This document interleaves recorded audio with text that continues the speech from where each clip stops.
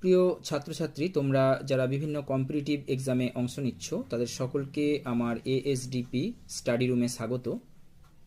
আগের ভিডিওতে আমি তোমাদের 5 নাম্বার দাগের যে প্রশ্নটি রয়েছে সেখানে শেষ করেছিলাম। এবার শুরু করছি 6 নাম্বার দাগের প্রশ্নটি দিয়ে।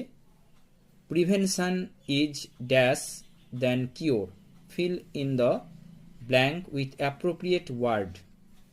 নিচে যে ওয়ার্ডগুলো রয়েছে সেই ওয়ার্ডগুলোর মধ্যে কোনটি দিয়ে এই ব্ল্যাঙ্কটাকে পূরণ করা যাবে। তো বুঝতেই পারছো এই যে সেন্টেন্সটা প্রত্যেকের জানা। Prevention is better than cure, অর্থাৎ এটা কম্প্যারেটিভ ডিগ্রিতে রয়েছে। গুডটা হচ্ছে পজিটিভ ডিগ্রি, আর বেটারটা হচ্ছে তোমার কম্প্যারেটিভ ডিগ্রি, এবং বেস্ট হচ্ছে সুপারলেটিভ ডিগ্রি। নিশ্চয় জানো ডিগ্রি তোমরা। এরপর 7 নাম্বার দাগের প্রশ্ন, 26 January is a red letter day, replace the underline idiom with its meaning.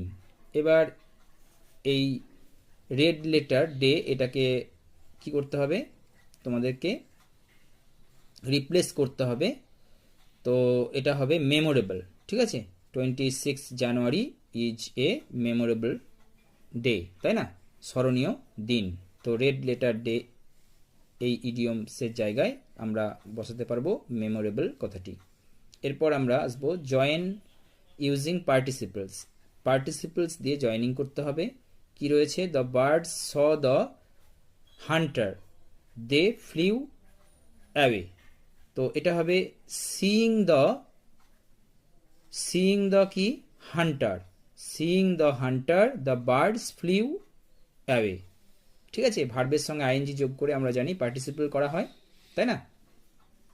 তো এই প্রশ্নের উত্তর হবে অপশন বি। নেক্সট হচ্ছে the boy resembles his father, replace with phrasal verb. এটা ফ্রেজাল ভার্ব তোমাকে দিয়ে এটাকে তুলতে হবে, অর্থাৎ রিজেম্বলসের জায়গায় একটা ফ্রেজাল ভার্ব বসাতে হবে। তো এখানে ফ্রেজাল ভার্ব কোনটা হতে পারে তোমাদের মনে হচ্ছে এইটা হবে, তাই না। টেক্স আফটার মানে হচ্ছে বালকটি বাবার মতো দেখতে, তাই না। তো দেখতে একই রকম দেখতে অর্থে আমরা টেক্স আফটারকে ব্যবহার করব রিজেম্বলসের জায়গায়।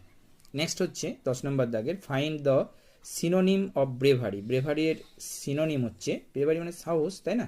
সিনোনিম মানে হচ্ছে সমার্থক শব্দ, তো কারেজ হবে অপশান এ। নেক্সট হচ্ছে give the antonym of love. লাভের তোমার বিপরীত শব্দ কি, হেট, ঘৃণা করা, তাই না। Thank you.